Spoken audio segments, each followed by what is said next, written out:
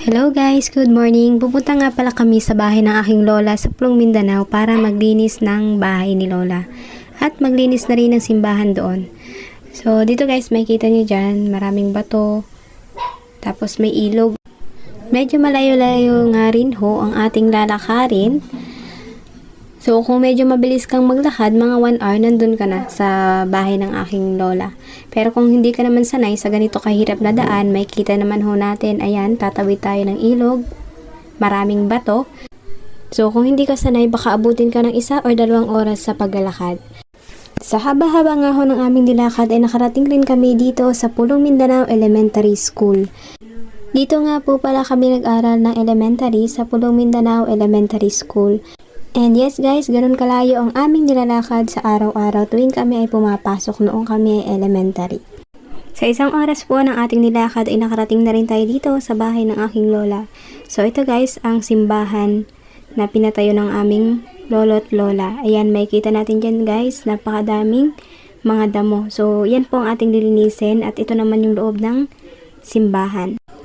So, sobrang tagal na po ng simbahan na ito, kaya makikita natin yan guys, medyo sira-sira na siya, so kailangan na siyang i-renovate. So, yung mga kahoy ay inaanay na, tapos yung bubong sira-sira na din, so kailangan na rin siyang palitan.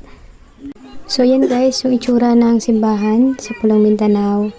Then, ito naman yung mga gilid, madamo, ayun yung bahay ng aking lola. Tapos, ito naman yung labas. Makikita natin dyan guys, puro damo, so kailangan natin yan linisin. Ayan ang aking nanay na napakasipag, nagtatabas sa harapan ng bahay ng aking lola. Ayan, busy. At ayan, nagsilab na sila, nagpausok. At makikita natin dito ang aking masisipag na pinsan na sina Renren, Kwasay at si Mary Elaine. At ito naman ang labas ng simbahan, makikita natin dito ang aking mga tiyahin at ang aking nanay. Shoutout kay Renren, Kwasay, Panay ang Walis. At ito ang mga batang patayo-tayo. Kami nga ho guys ay nagtulong-tulong upang matapos agad ng maaga ang aming paglilinis dito sa simbahan at sa bahay ng aking lola. So, pagkatapos ho namin maglinis ay sinilaban na namin ang mga basura at ito nga ang aking mga kasama. Nagluto ng sopas. Ayan ang mga batang makukulit, ang aking mga pinsan. At yun nga ho, at dumating na ho ang aming mga tiyahin galing pa sa taas ng bundok. Bumabaho sila dito para tumulong sa paglilinis ng simbahan.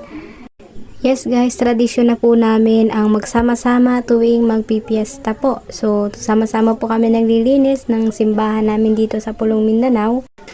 So, pagkatapos ho maglinis, kami po ay nagro-rosary bago po kami magsiuwian. So, kahit naman po nakakapagod ay sulit naman po dahil nalinis po namin ang simbahan dito.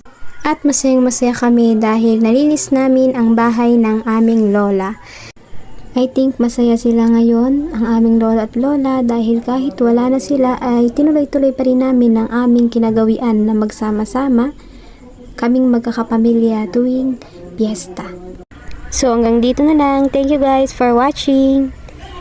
And don't forget to like, follow, and share my videos. Bye!